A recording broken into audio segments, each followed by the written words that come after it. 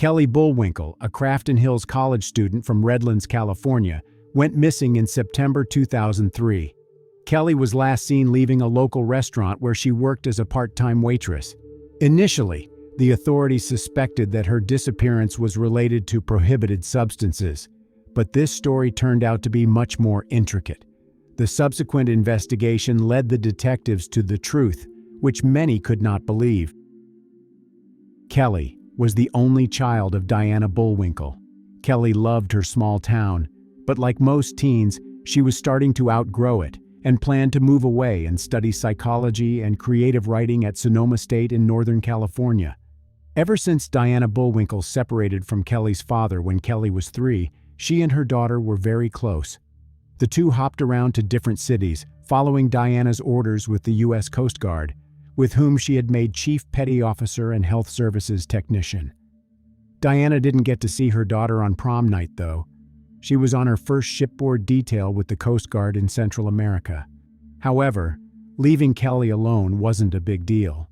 Kelly was generally considered conscientious by friends, teachers, and employers. Besides, her mother's friend, Laura Williams, whom Kelly considered one of her parents, lived with them in their 3-bedroom Spanish-style home on La Feliz, a quaint street about 5 miles from downtown.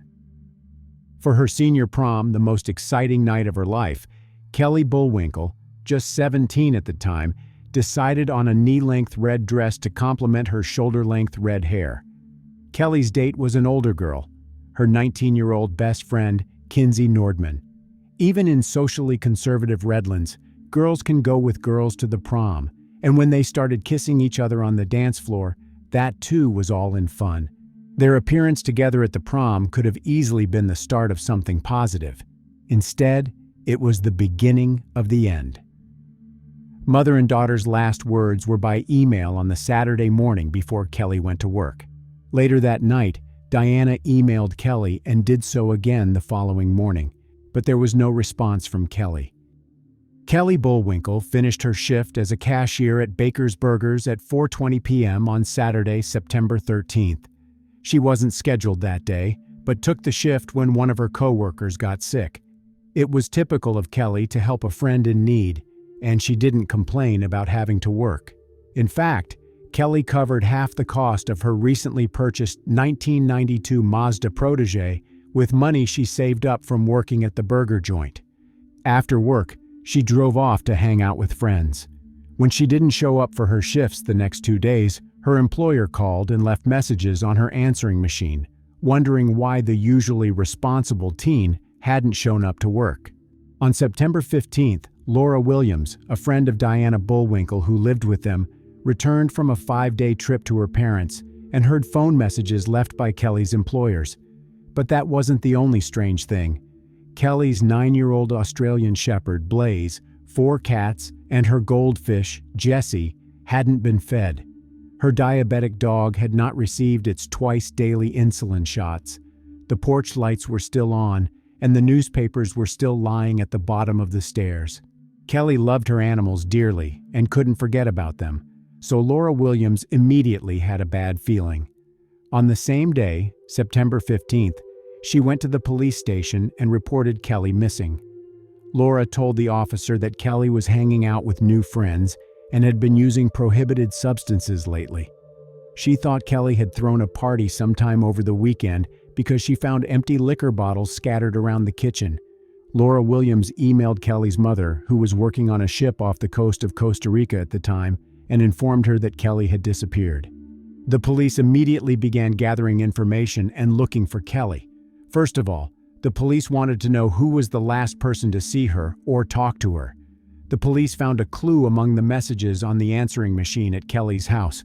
One of the most recent messages left on it was from her friend Kinsey Nordman, in which the latter asks Kelly to hang out with her. Therefore, investigators decided to talk to her. On September 17, 2003, Sheriff Deputy Gary Coopersmith went to Kelly's home to investigate the missing person report. Kinsey was there at the time. She already knew her best friend had disappeared and wanted to help the police. Kinsey told the officer that she and Kelly had used prohibited substances and advised them to contact Kelly's father, who lived in Texas. According to Kinsey, Kelly's father sold them substances, and the three of them used them together. When asked when she last saw Kelly, Kinsey replied that they met on the eve of Bullwinkle's disappearance. They spent the evening together, and then Kelly went home. That was the last time Kinsey saw her. Forensics searched Kelly's house, hoping to find clues that could help with the investigation. Kelly's belongings, including her clothes, shoes, and jewelry, remained in her room. There was a mess in the room. However, there weren't any signs of a struggle. It was more like the room of a teenager who hadn't cleaned up for a while. Mrs. Bullwinkle returned home the following Friday, September 19th, as soon as she was able to get off the ship. Kelly's mother pleaded on TV to whoever took her daughter, saying, "Please send her home. Don't hurt her. She's a great kid." Diana assured the detectives that Kelly could not have disappeared of her own free will because she simply had no reason to do so. When she had plans to go somewhere, she always warned about it and asked someone to look after her pets. The first important lead the police had was Kelly's car, found in the parking lot of Ontario Mills Mall, about 25 miles from her home. On September 14th, one day before Laura Williams reported Kelly missing to the police, Ontario Mills Mall security called a tow truck because of an abandoned car. It was taken to the impound lot. As it turned out, it was a Mazda belonging to Kelly. Investigators considered this a bad sign. After all, criminals often abandon their victims' cars in such places so that it would be harder to find them. Criminologists examined the car, found hair on the seat upholstery and some fingerprints, and sent the potential evidence to the laboratory for analysis. Kelly's purse and other personal belongings were in the car. There was a mess inside the car, but at the same time, there were no evident signs of a crime. One of the main questions the investigators wanted to find an answer to was who left Kelly's car near the mall.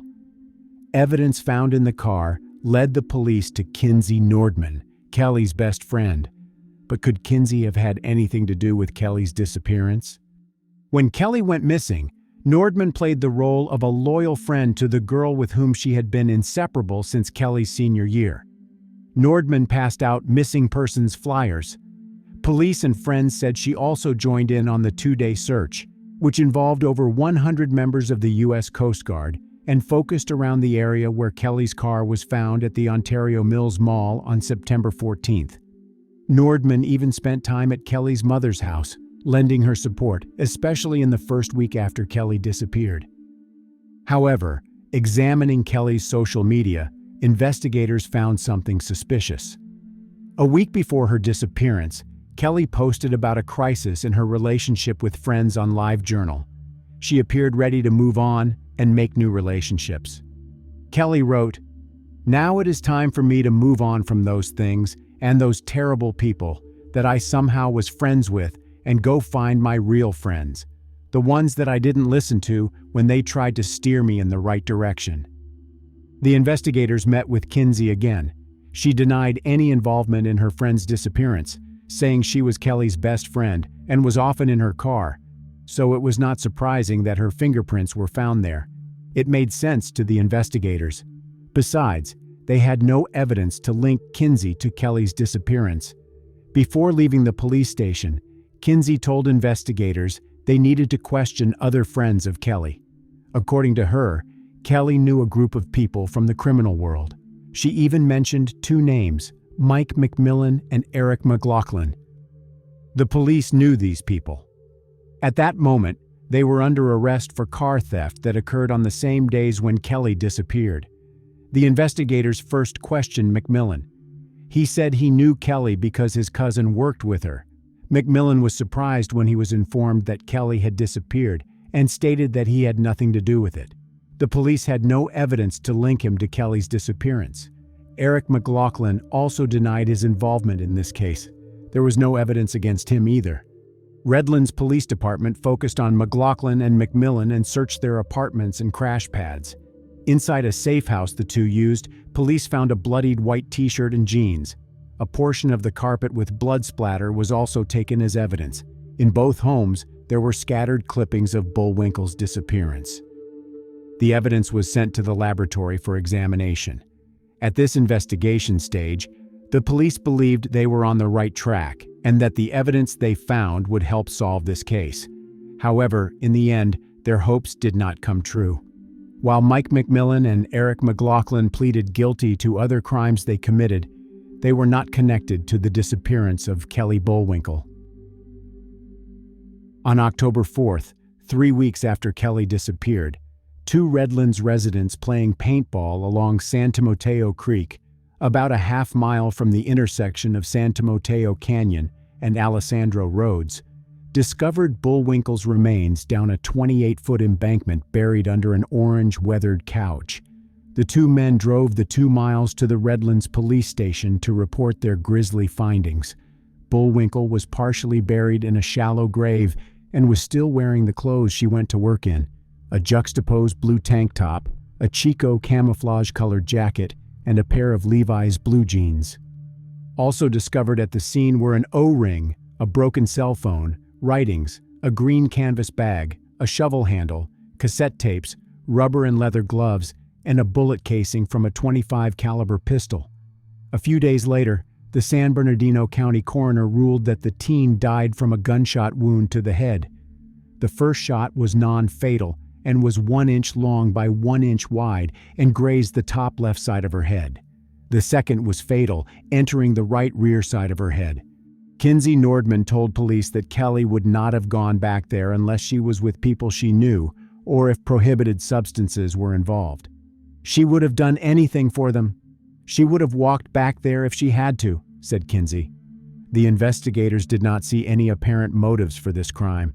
They hoped that the shell casing discovered next to Kelly's body would allow them to find the one who took her life.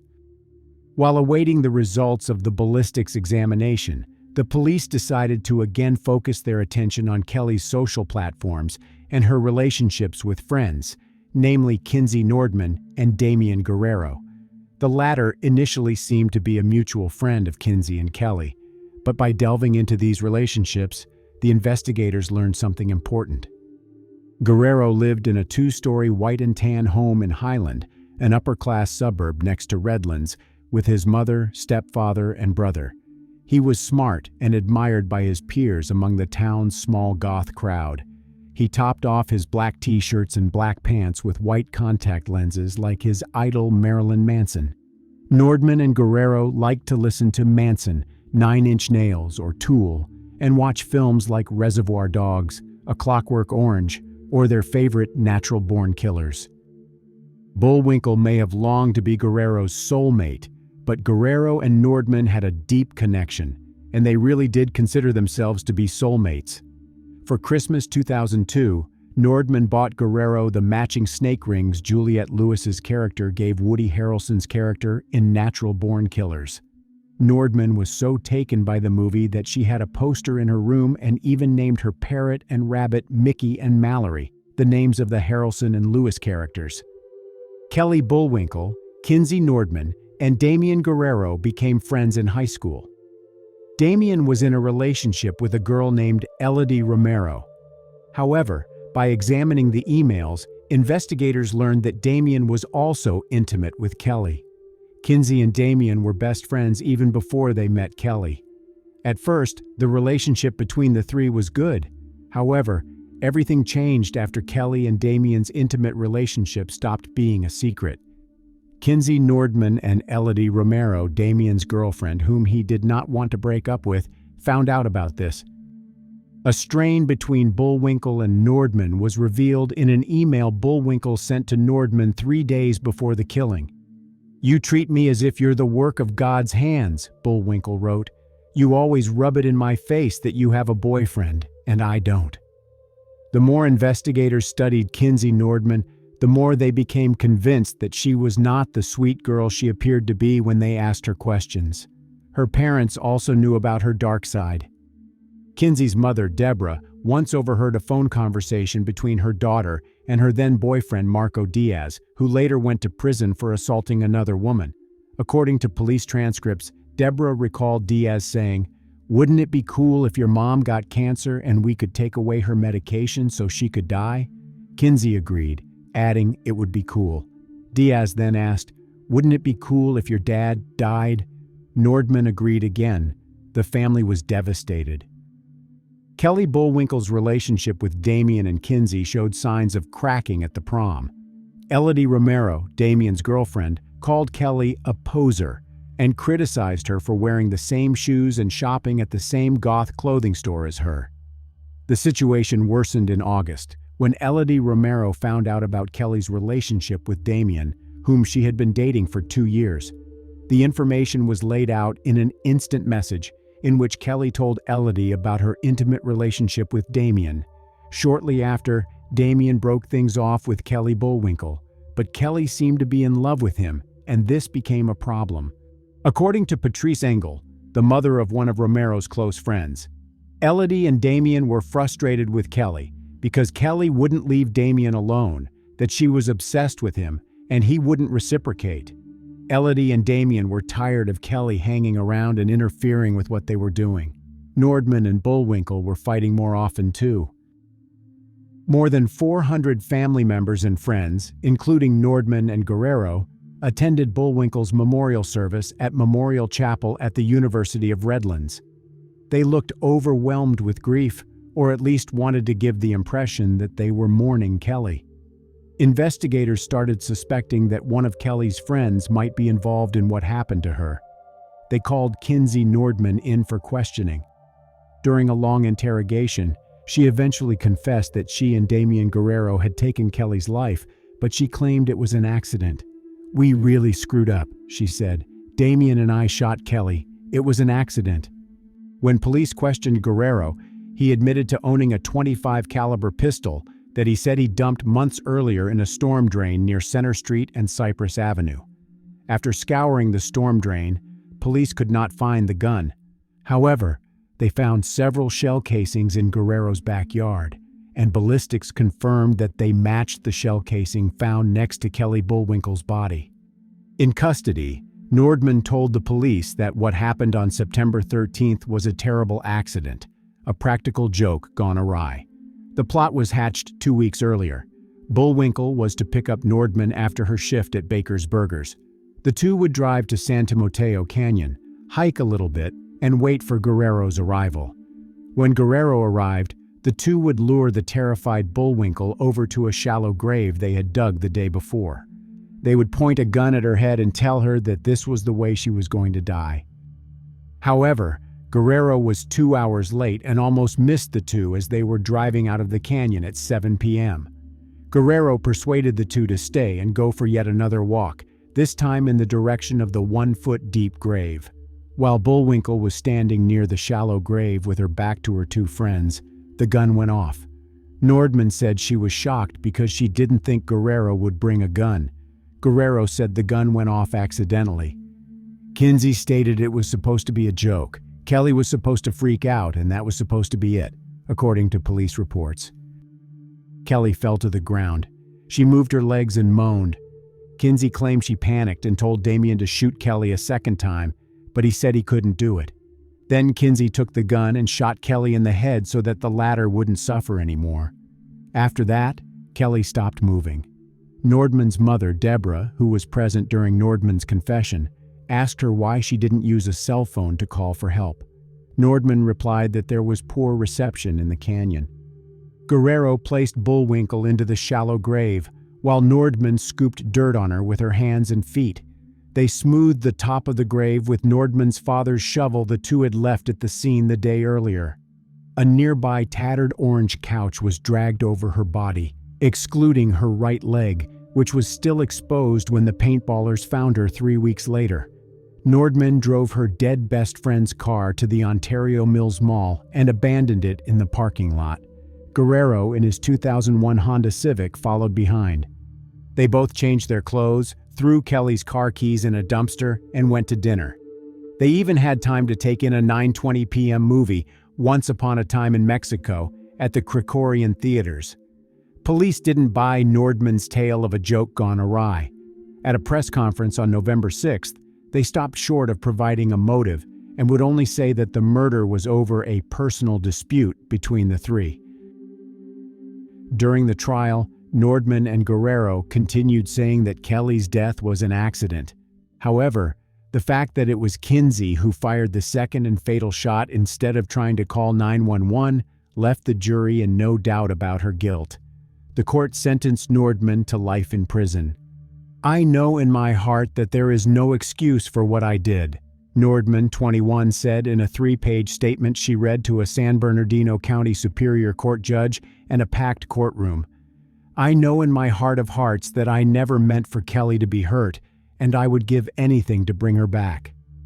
Judge Michael A. Smith, who called this one of the most tragic and senseless cases of his 18 years on the bench, delivered a sentence that won't allow Nordman a parole hearing for nearly 44 years. As for Guerrero, the jury could not reach a unanimous decision. Therefore, there was a retrial. He pleaded guilty to second-degree life deprivation and was sentenced to life in prison with a minimum term of 15 years. Diana Bullwinkle, U.S. Coast Guard Chief Petty Officer, originally of Las Cruces, passed away on February 1, 2014, in Redlands, California. She served her country for 26 years, receiving an honorable discharge from the U.S. Coast Guard.